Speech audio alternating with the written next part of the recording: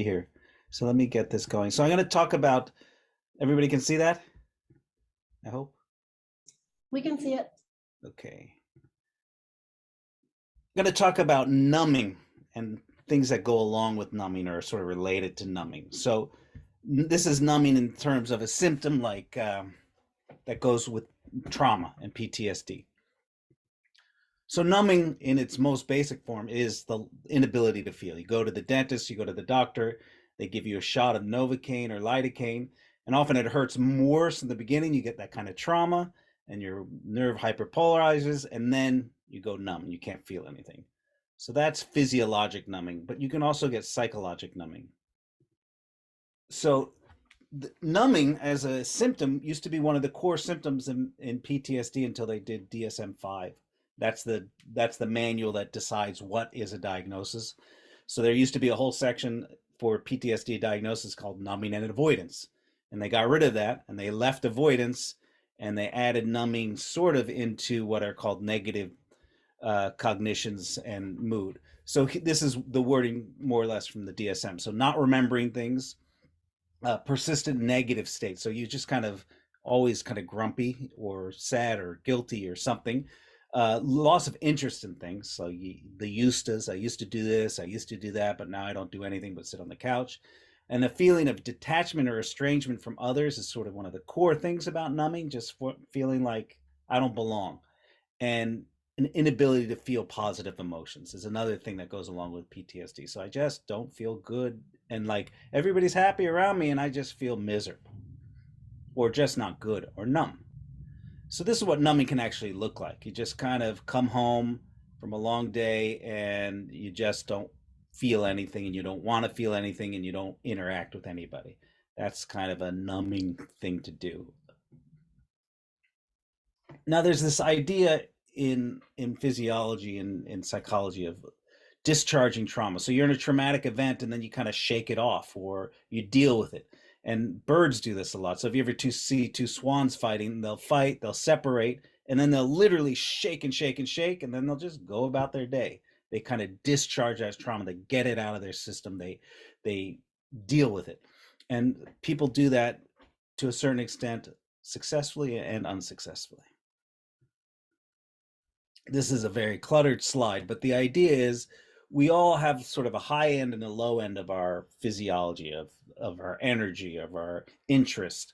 And when we're super interested and everything's exciting, we're way up here. And then if we just don't care and don't give a rat's ass about anything, we're on the bottom.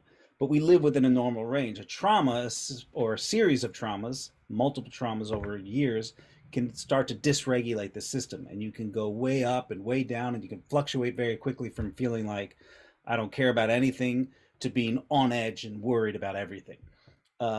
And then you could also get stuck in the high position or the low position. And trauma is one of the things that makes that happen. So there's another way numbing can look like alcohol or other substances, but alcohol is one of those key ones. And one of the reasons alcohol is so popular is because it has two effects, and they're sort of opposite effects. In the beginning, alcohol is a stimulant. It gets you excited. Yeah, we're going out, we're going to party, and you drink, and you have one or two, and you're buzzed, and you feel really good.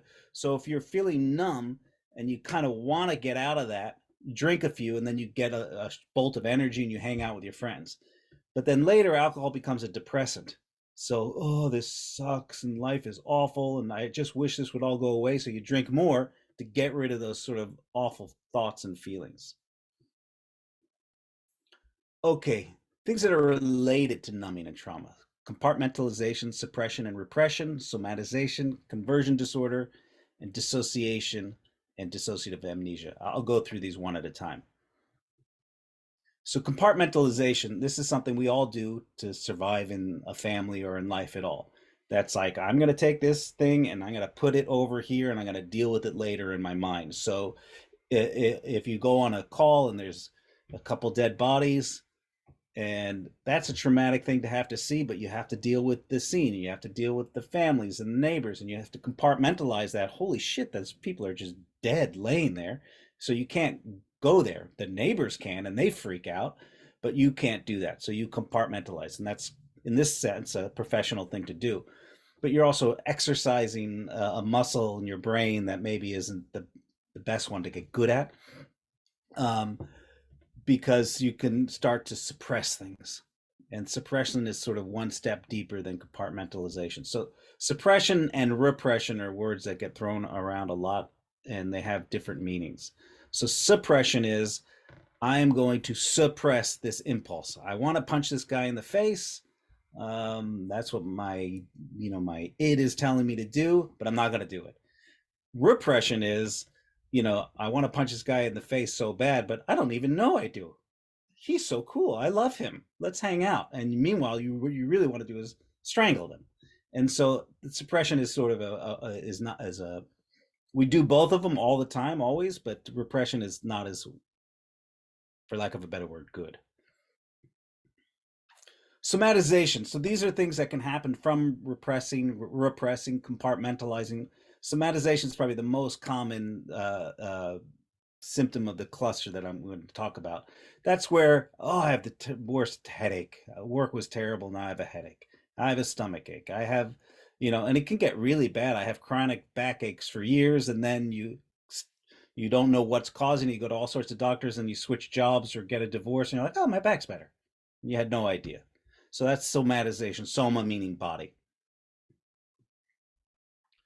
Conversion disorder is very interesting. I had a friend who had conversion disorder.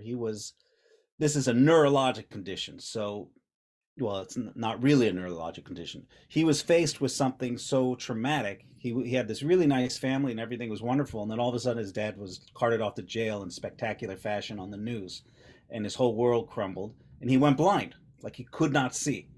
And that's a type of conversion disorder. You're converting your psychic pain into neurologic pain. He literally couldn't see, and it took him a few years before he could start to see well again.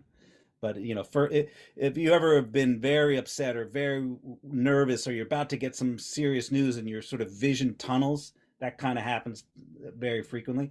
His just tunneled and tunneled, and then it was gone. Dissociative disorders. So dissociative identity disorder is controversial. That's the multiple personality disorder. So you're a child, you've been beaten, you've been traumatized, and the only way you can deal with it is, I'm going to take on a different personality. I'm going to remove myself from my body to not feel this pain of my dad beating the crap out of me. And there's stories of kids who are like looking down at their own body getting brutalized and saying, it doesn't hurt. I'm over here and my body's over there. And that's a really good defense mechanism when you're, say, 7. But once you're 17, to be able to dissociate that easily and that dramatically is not good, and it can develop into multiple personalities. Depersonalization and derealization, these are things that happen in traumas, during traumas, after traumas. It's a very common feeling, or when you're high. This is sort of a classic thing. Depersonalization is like, who am I? Am I real? Am I really a person? And derealization is like, everything else is fake. Like, I'm in a movie. This isn't real. This isn't happening. And the dissociative amnesia happens from trauma also, where you just don't remember. You just, and it's great for, like, these are all really good in movies. They're in movies a lot, but they're based on real things. The person who shows up who murdered a whole bunch of people but doesn't remember any of it. That's dissociative amnesia. Okay. Spectrum of dissociation. So dissociation goes on a whole range. So normal dissociation is, you're driving to work and you show up and you're like, oh shit, I was supposed to go to the dentist this morning. You were just driving on autopilot. Like, you didn't even realize it. You were thinking about something completely different, and then you arrive at work and you have no recollection of the drive. Although your body was doing very complex, intricate things, you don't remember any of it. So that's kind of normal. And then way over on the opposite side is things like conversion disorder. Dissociative identity is the most extreme. And then you can get dissociative amnesia, where you don't remember things from the trauma. That's very common. Okay, let's see what else I have. Okay, so this is sort of advice. So what to do if you're faced with a trauma, you're dealing with these kind of numbing kind of things. Um, First is, for anybody who's in a profession where there's a lot of trauma, look for these disconnects and try to stay connected. So, are you disconnecting from the things you love and the people you love? Did you used to walk your dog twice a day and now it's a chore that you do once a day? Did you used to love hanging out with your spouse or your kids or your best friend and now you kind of it feels more like a chore? You're starting to feel disconnected. That's a problem and that can be remedied. Disconnected from your future. Used to be excited, things are going great, everything's getting, I'm really excited about maybe promoting, and now you're just like, yeah, I don't even think it like there is no future. And that used to be in the PTS diagnosis. A sense of foreshortened future was the wording. Like you just don't think about the future. The I used to syndrome is another thing to look at. Like I used to love to do this, and I used to do that, and I used to do this other thing, and now you're not doing them anymore. These are disconnects, and the way to do it is lean into it, overcome it, do it anyway. So even if you don't want to go out with your friends, just do it. Force yourself and say, it might not be the most fun, but it's better than staying home and being miserable. And then discharge a trauma, and that's you talk to people about it, talk it out. But there's truth to that. When you're ready, it's good to talk about these things. Integrate memories. So slowly integrate memories like, okay, I understand this did happen and this is how it fits into my life and this is the new story I tell myself about myself. And that's how you reintegrate memories. And talking to peers and then obviously talking to professionals can be helpful. I believe that's it. So try not to dissociate. Awesome. Thank you, Nils.